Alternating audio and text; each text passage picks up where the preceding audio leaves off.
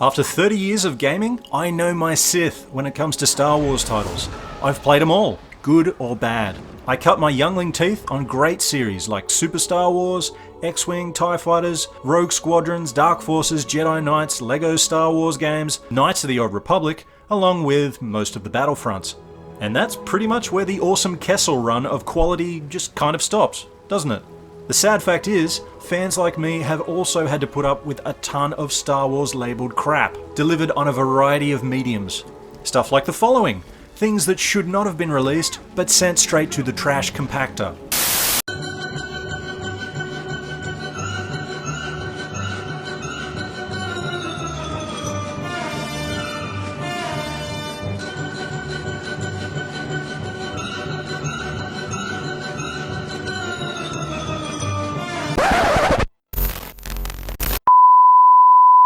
You know what? Let's cut to the chase early for you Jedi hards out there. Does Fallen Order confidently step up and deliver? Is it blue milquetoast? Or is it rancid bantha poodoo? Happily, I can confirm that it falls into the first category.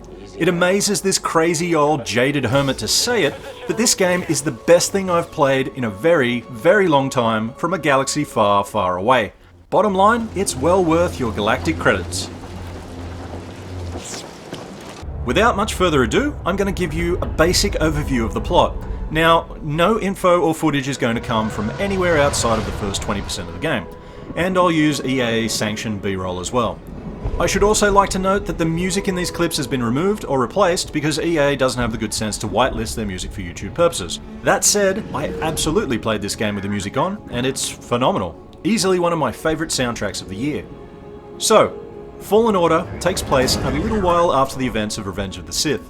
It slides you into the boots of Cal Kestis, Padawan on the run, who's living under the radar as a scrapper.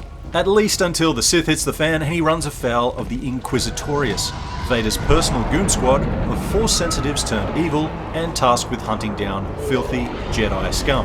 One of the members of that crack squad, called the Second Sister, takes a particular shine to Cal, and it's around this time that our young hero falls in with the motley crew of the Mantis. I recognize that stance. Perhaps you've had some training after all. Who is your master, Padawan?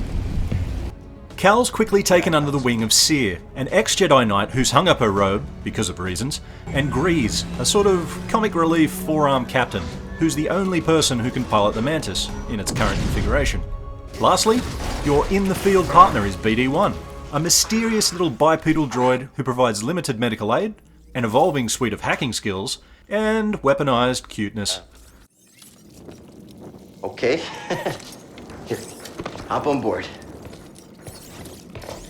Your main goal is to hop around the universe to, and I'm sort of deliberately going to be vague here, roughly half a dozen planets, all in an effort to follow in the footsteps of a Jedi Master who's documented his own search for a Jedi holocron. It's thought that this little Wikipedia cube can help Seer and Cal pinpoint more Force sensitives, recruits that could help them eventually establish a new galactic order of knights, or at the very least some sort of Jedi Hogwarts. Now, I'm not going to say too much more than that. Suffice to say that I quite like the tale that was told, and it pleasingly wrong-footed me a few times. Also, props to Respawn for effortlessly weaving in this sense of camaraderie between these four likeable characters. They're all well voiced, the script is solid, and they reveal interesting histories as time goes on. It's also nice that you get to expand the crew of the Mantis a little. That last bit really took me back to my days in Knights of the Old Republic. Also, while it's no Millennium Falcon, the Mantis earned a lot of love from me in the fullness of time. This Winnebago among the stars is painstakingly detailed, has its own terrarium, and it's cool that you not only get to explore all its living areas, but almost all of the actions you do within it are handled in real time. Load time cheating is almost completely done away with. When you plot a course on the map, you can watch the front screen as Greez takes off, exits orbit, and hits hyperspace. Likewise, once you've landed, you can just stroll on or off as you please. It's a small, fan-servicey thing, but I've always thought that enough small things have the power to turn a good experience into a great one. Yes, he is very legendary. Wait, what? Who? No, I'm talking about Master Yaddle. The Jedi High Council member? Yeah, we all have our dreams, okay? Let me have mine. No problem. When you do step out onto your first planet, you're going to immediately notice a few other small things. First of all, this doesn't play like any other lightsaber-centric game that's come before it. Fallen Order doesn't handle like those Luke Skywalker sections shoehorned into the campaign of Battlefront 2, nor does it feel like those wild, thrashy action game antics of those Force Unleashed titles. And this is mainly because Respawn has opted to take a few notes from the holocron of Hidetaka Miyazaki. Yep, in many respects, this feels like a Dark Souls game, but without the full measure of sadism.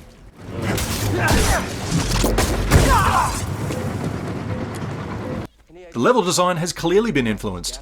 You've got that classic serpentine approach where pathways wind back on themselves, resulting in these little eureka moments when you discover time-saving shortcuts. It's also worth noting that unlike Souls, there's a much higher emphasis on platforming here. This is basically a Prince of Persia game augmented with Force abilities and areas cordoned off in a Metroidvania fashion. Likewise, this is a bonfires type deal. Accessing new areas typically comes with Cal discovering a new meditation point that will let you spend acquired skill points, earned by filling up an XP bar, on a range of perks. New branches of these are doled out as you progress down the main path. Perks are divided into survival skills, lightsaber techniques, and better force control. Personally, I recommend you stick with saber skills, with an aim to get the lightsaber throw ability as soon as possible. It's an absolute lifesaver in the boss fights. Obviously, dying repeatedly and learning from your mistakes is the name of the game here, as is having enemies respawn if you ever try to reacquire the limited supply of stim packs you have, or if you go to heal yourself fully at a meditation point. That sounds like a rough deal on paper, but you know what? Speaking as a seasoned veteran of Dark Souls, Bloodborne, and most recently Sekiro, I wouldn't call the gameplay here Dark Souls difficult. Even on the difficulty I played this at, cranked right up to Jedi Grand Master. The fact is, Respawn has held back here and there in an effort to appeal to a broader audience of gamers. For example, yes, dying will snatch your XP, but when you do make it back to that creature or Imperial bastard who killed you, you don't need to murder them to get your gains back. You just have to land a hit on them. And when you do that, you'll be gifted with full health on the spot and a full force meter as well. So you have a better chance to, you know, not get your ass handed to you for a second time.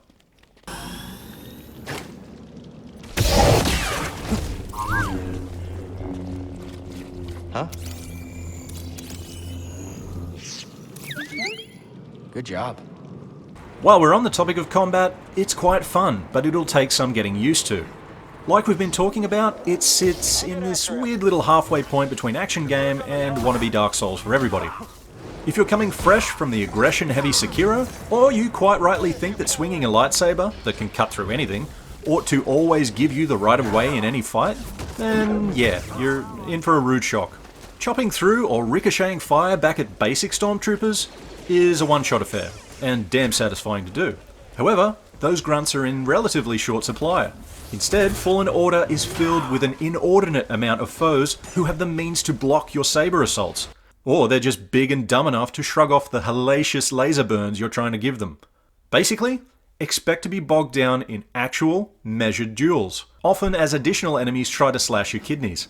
Separating crowds into individuals is the name of the game here. That said, separating individuals into chunky bits is not the game here.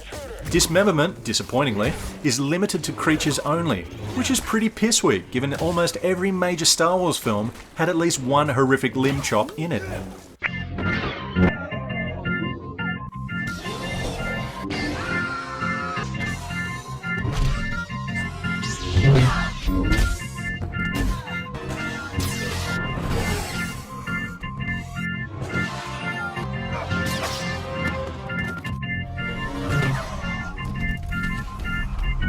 But I digress. All the usual combat systems you expect are here. You get a dodge button that becomes a roll when double pressed. Dedicated force powers of push, slow time, and eventually pull exist on the bumpers and right trigger. And there's a block button bound to a block meter that doubles as a parry function. You'll use that last one a lot, and it's worth noting that the parry window you have is heavily determined by the difficulty selected, and this will also radically scale how aggressive and hard-hitting your enemies are going to be. You'll be going up against quite the menagerie as well. The Empire quickly gets creative with flame troopers, heavies, rocket troopers, and when that doesn't work, Papa Palpatine decides to filter in 4 different types of purge troopers who pack a variety of electro weapons. You also have to contend with carnivorous wildlife, which, amusingly, can be used to your advantage during any Imperial entanglements. Last but not least, I love the way that these Mandalorian-esque bounty hunters can just pop up in areas that you're backtracking through. And it should be said that you can expect to do a lot of that, because the overwhelming majority of planets you visit will need to be combed back through again as you acquire new skills. We ain't found shit! As you progress in power, Cal will go from basic, one-button saber strikes to strong button attacks that hit harder but sap a little bit of your force meter.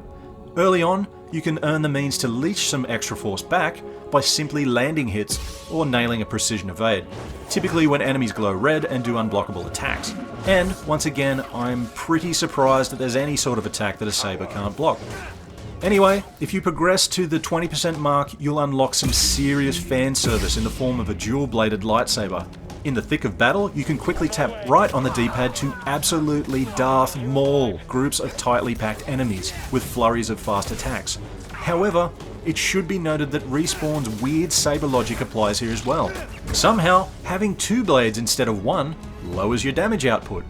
So you're kind of forced to go back to a single saber for one-on-one fights, especially with bosses. And I gotta tell you, some of those big bads are decently taxing, though part of their challenge is from the fact that there's little damage feedback from your hits, because the boss fights here are less a deadly give-and-take dance and more of a how many hits can I nip in with before this boss mechanically starts their next predetermined combo chain as I turtle up or zip out of range. I don't know, it isn't a huge deal, but I just feel tactical creativity isn't exactly rewarded here. For the most part, you either dance to Respawn's tune, or you get stuck in this Edge of Tomorrow time loop of death. And hey, look, I know I'm sounding a little down on the sabers in this game, but it's certainly not all bad. It's tough to complain when A, your saber evolves to have a third style variation, and B, you're given a ton of cosmetic options to build your saber.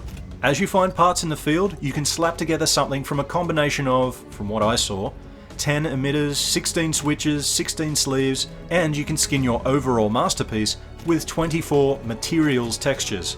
More importantly, you can go with one of 7 coloured blades, and I love that each colour comes with its own unique ignition sound effect. You can go with a calm and cool Obi-Wan blue sort of sound, or this angsty teenage Luke sound from Return of the Jedi. But yeah, all that said, Darkside fans are sort of out of luck here because there's no red allowed. That slight disappointment aside, lightsabers are undeniably the coolest thing in Fallen Order, and despite some sort of logic massaging here and there, you absolutely get that power fantasy of feeling like a Jedi, even if Cal technically isn't even at knight level. All that being said, you should be aware that Fallen Order isn't all hack and slash. I found it to be surprisingly puzzle heavy, so expect to spend a lot of time in BD1's holo map, just trying to figure out where to go next, and also bashing your brain against dedicated puzzle rooms that rely on physics and force powers in equal measure. Some of these are pretty tough, and I think they're going to be a choke point for quite a few of you. Beyond those mild gameplay culture shocks, and the annoying fact that I just can't Qui-Gon Jinn my way through any non-laser field door, there's not a lot wrong with Fallen Order. It's certainly not perfect. I mean, I did notice the game can get a little framey on Xbox One X, typically when you're transitioning from area to area, which is most likely a streaming issue with the Unreal Engine. There are some other things that need fixing as well though. The AI is not perfect and can be thwarted if you kite a foe out of their designated area on the map. Reach this sort of invisible edge of where their usual patrol goes, and a combat engaged enemy will suddenly ignore you, turn tail, and obliviously walk back to their start position, which lets you go to town on their pancreas. I also saw 3 instances of Cal dying, but his sort of croaking animation didn't trigger, which was weird. Last but not least, getting pushed off a cliff by an enemy will insta-spawn you right back next to them, but often facing the completely wrong way, which means it's payback time for your pancreas. Also, the load times for a full death can be a roll of the dice. You might get a load screen that's as little as 15 seconds, or as long as around the 40-second mark. And that can be problematic for a game designed to kill the player lots to make them learn and get better.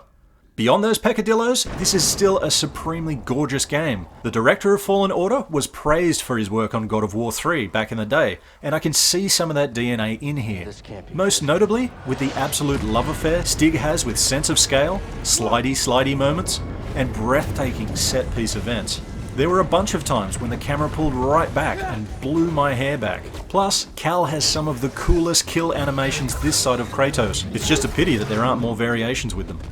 But you know what? That feels like I'm nitpicking the Minox present in a colossal space slug of fun and entertainment. The fact is, Star Wars Jedi Fallen Order may not be perfect, but it's a blast from start to finish. While at times I found myself wishing it had gone more full Dark Souls, or at least a little bit more dismemberment happy, there's no denying that what we have here is easily the best Star Wars game in more than a decade. If you'd have told me 10 years ago that I was about to make this next statement, I would have thought you crazy. But here it goes. This EA-funded game, along with Disney's recent release of The Mandalorian TV show, are amazing. Both of them have given me a new hope for a universe that I was honestly starting to dislike.